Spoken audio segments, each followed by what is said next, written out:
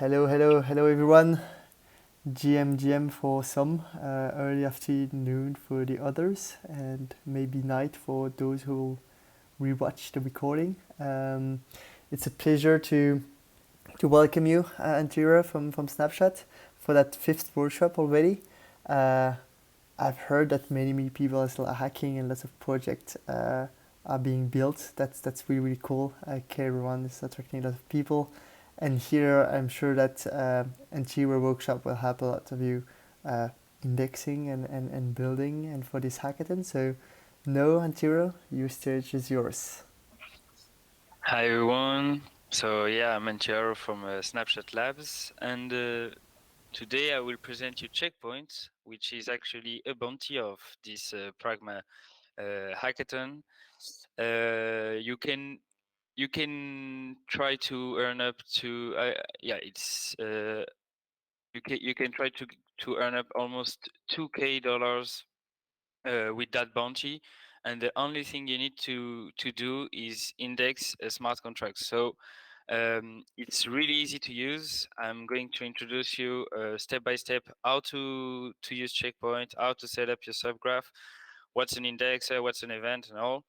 And if you have a contract, we have two prices. We have one pull price, which is basically you just have to set up a working indexer on your contract, and you will be eligible for that pool price, which is 1.3K dollars. And then you have the $500 individual price for the most interesting and innovative use case of Checkpoint. So let me first explain you what is Checkpoint and how does it work. So first of all, Checkpoint Checkpoint was created initially internally for Snapchat Labs when we were building Snapshot X. It's a tool that we built internally and that we decided to make public for anyone to index their smart contract on Starknet. It was released like one year ago, and now we have a really interesting version that just dropped with an ORM integration and really interesting stuff. So first of all, I cannot see like who's in the call and all, but I'm not sure who here knows what's an event. But uh, basically, an event is like a notification system integrated directly into your smart contract that will notify the whole network that something has changed. So in Carrier1, you can emit events for in your functions. For example, if you have the transfer function for a token being transferred, you will have three values written from it, which is the from, to, and value. So this is in this is in Carrier1, I think. Yeah. So basically, this is the sender, the receiver, and the amount of token being transferred. So each time you will invoke the transfer function, the transfer event will be emitted containing three values, and those are the three values. You can do events for whatever function you want, and submit the data you want. You just need to have a contract, functions, and integrate an event in it. Now, what's cool with events is that developers thought it would be cool to have a tool that constantly listen to the blockchain and listen to any state change via events. That's why people created Indexer. Indexer are tools that constantly listen to blockchain state change via events, stores them in a database via a specific schema, and makes them easily accessible via a GraphQL endpoint. And that's literally what Checkpoint is. Checkpoint will watch block by block, starting from a predefined block, and check if there's an event, and check if the contract we want to index emitted an event, and if so, is that event the event we want to track? If it's the case, it will redirect you to a function with all the data associated to that event, so you can manipulate it easily and just store the data and makes it easily accessible via GraphQL endpoint for API access. Checkpoint is super simple to use. So Checkpoint is actually another module library to index the data. So it's in TypeScript. So basically you will import the, I will show you, but you will import the module in your TypeScript project, and you will have to set up 4 files. First of all, the config.json, which is basically the tower control of your contract or of your indexer, where you will set up all the parameters like the starting block, the smart contract you want to index, the events you want to track, and all the data, basically all the parameters of your indexer. Then you have index.ts. Index.ts, you don't have to touch it. Index.ts, it's only the server where your checkpoint instance will be launched, your database will be started, and the Express server with the API endpoint will start. It's basically the host of your indexer. Then you have schema.graphql, which is where you will tell your database how to store the data.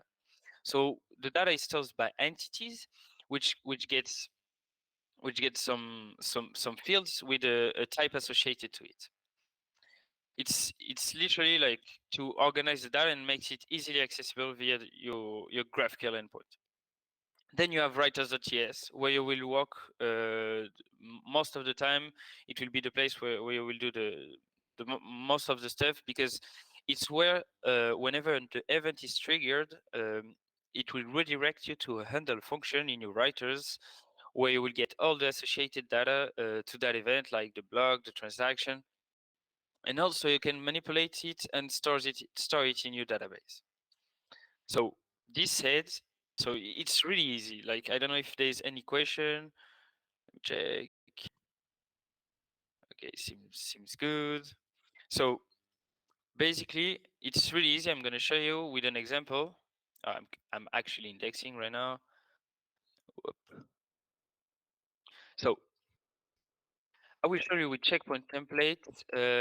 Please use the last branch is about to be merged to master, but basically last contains the last version of checkpoint, which contains the ORM integration. So if you look here with checkpoint template, what we did here is that we will be indexing. We will go here. You can see you have your config.json, index.ts, schema.graphql, and writers. Those are other files that I created. Checkpoint is something different that I won't mention here. But yeah, basically I have my utils here. You can do whatever you want. It's really flexible. And that's what's cool. I don't know if some people here are familiar with the graph, but the graph doesn't let you do some stuff. And checkpoint is, okay, it's of course lower, way more low level than the graph, but it's way more easy to use and more flexible. Then that's really cool. So as I said, you have the 4 files. The 4 files, you have the config.json, index.ts, schema.graphql. So first, let's have a look to the config.json. Config.json got that field, which is the network node URL. You just have to refer to an RPC, an RPC key for Starknet. To here, I am indexing testnet, so it's just to get to retrieve the data.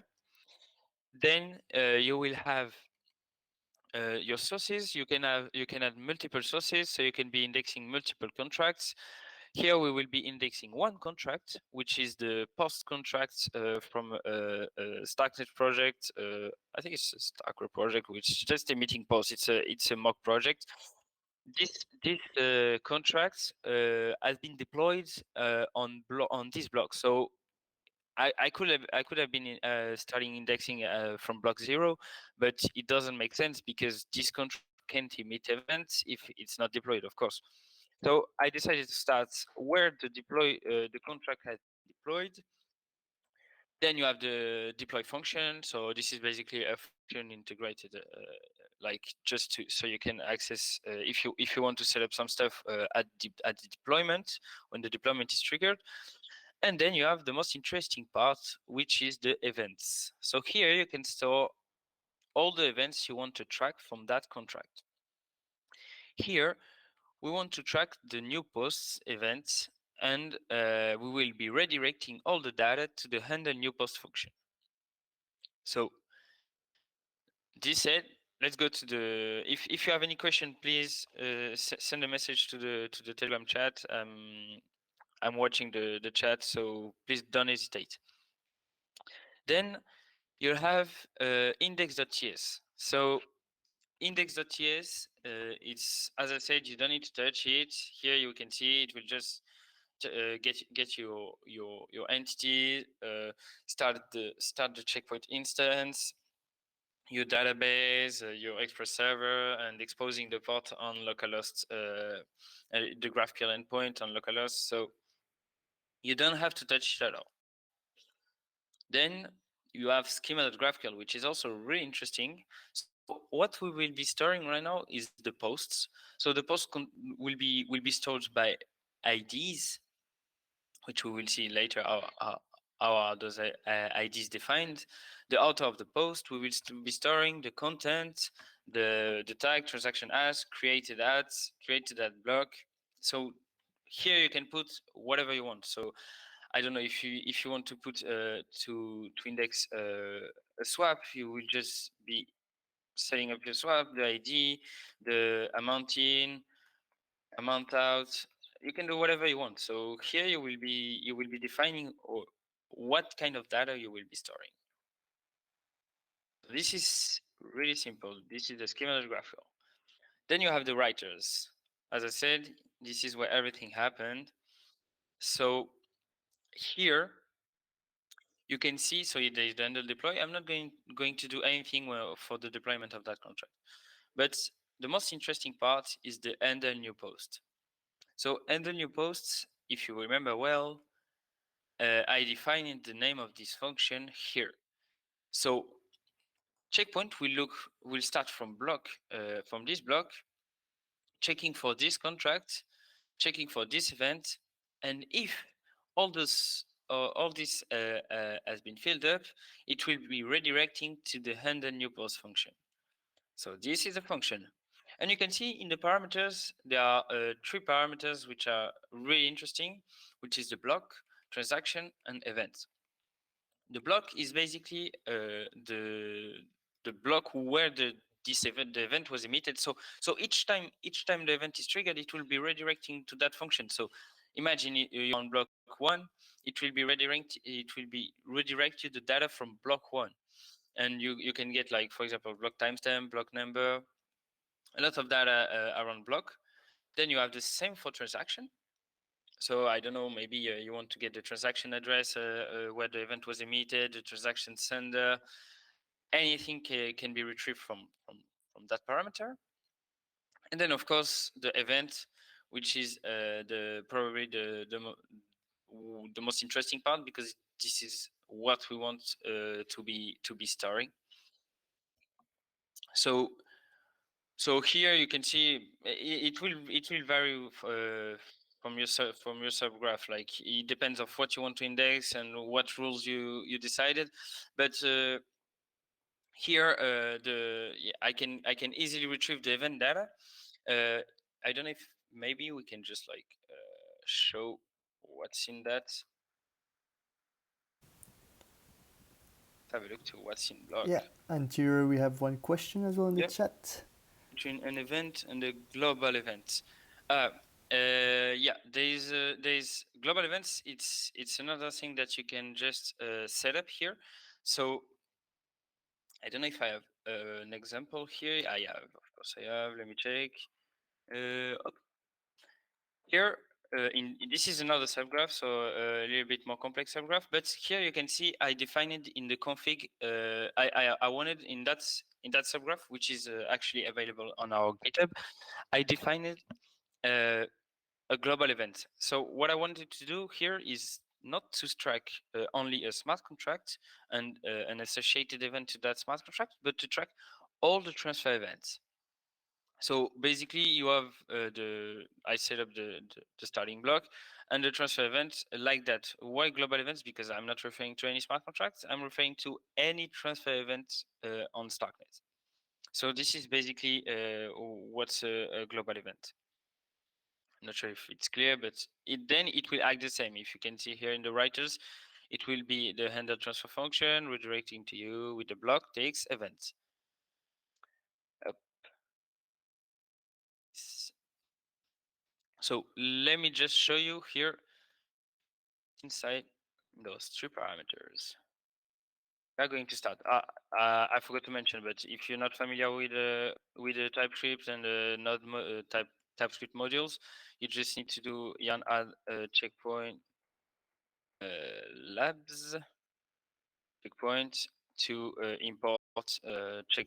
I think it's snapshot labs actually. The you just need to import it, but I think it's better for you to use that template and just yarn in it, because the template will be an easy setup. Like it's way easier. Even myself, I always use the template for a new subgraph. So let me check. And there. So Yandev is to start your checkpoint instance. Oh, I don't have the logs defined. If you can see, up block.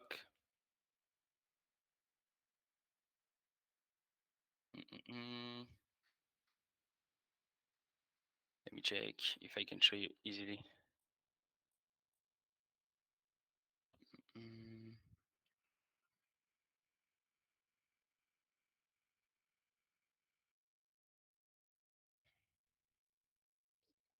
So okay, yeah.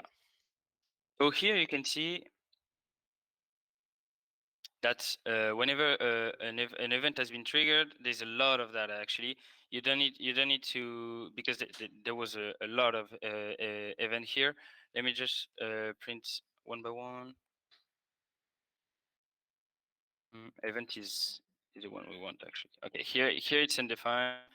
We will need to find a block when event was emitted for the end and new post. But basically, you will have three values for the new post event, and those values will be the one that will be stored. If you do event data 0, which is basically the author that we want to store. For example, if we come back to the transfer events, we have the from, the sender, the to, and the value. So event data 0 will be the sender. So the from, the event data 1 will be the to, and event data 3 will be index 3 will be the value. So this is how you access your event data, and then you can store it easily in your different variables. So you can just manipulate it, do whatever you want with them. And actually, this is something that have been added to the last version, which is really interesting. You can now just generate models. So you can just do a yarn run codegen, and it will generate models based on your schema.graphql. So here you can see that a new folder has been set up, and those models will you can basically then you can see that here I generated the models for my actual schema, which contains posts. So now I can easily communicate with my database using posts. So I just have here. I want to store I want to store the new post that I get from my events. So what I will do is that I will set up a new post with the ID I want. It can be whatever you want. You can just store by address, by just incrementing an ID, whatever you want. Then the author that I fetch from the event, the event data 0, content. You can start. Basically, it will depend from your contract. Please, if you have any question, don't hesitate to reach me out on Telegram. I will send my Telegram on the group. I think it's the Hackathon group, or I'm not sure, Edouard. If yeah, you can reach me out on Telegram. I will send it. Yeah. Thank you. This is basically my Telegram. Please don't hesitate to reach me out. So then you will just create the post, save it, and it will be accessible to your to the localhost endpoint here, localhost. you can see there is a graphical interface where you can just interact with it. Here we don't have any post events stored, so you won't see it. But basically, it will fetch every post that you stored previously in Checkpoint and make it way faster accessible than querying the blockchain. So that's why indexes are really interesting, and that's why Checkpoint is to me a really interesting tool and really easy to use. You can see that it's just 4 files to set up. Like you just need to choose whatever you want to track, how you want to track it, and track it. So I don't know if you have any question. Any question?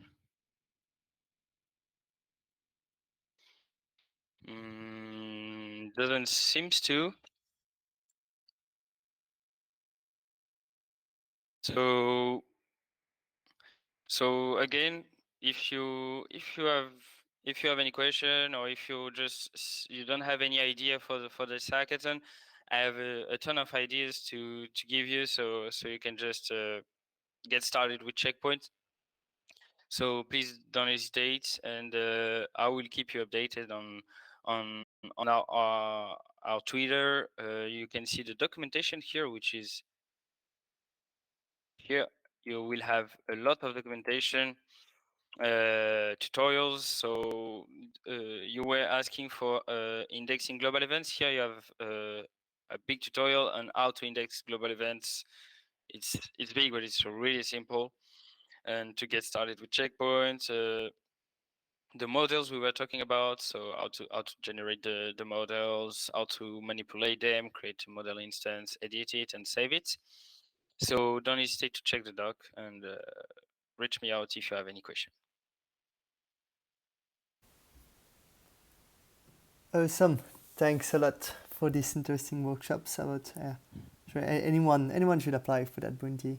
As you know, like hackers can accumulate the bounties, so yeah, I'd Yeah, say like it's free money to grab, right? yeah. This one is really free. Like you have a contract, you have events, just index them, and we will reward you. Awesome. Does anyone has question in the chat? If not, we're going to wrap up. As well, like kindly reminder to everyone that is watching or listening. Uh, um, all the workshops are directly available after here on Twitch and recording, and it will be as well uploaded on YouTube.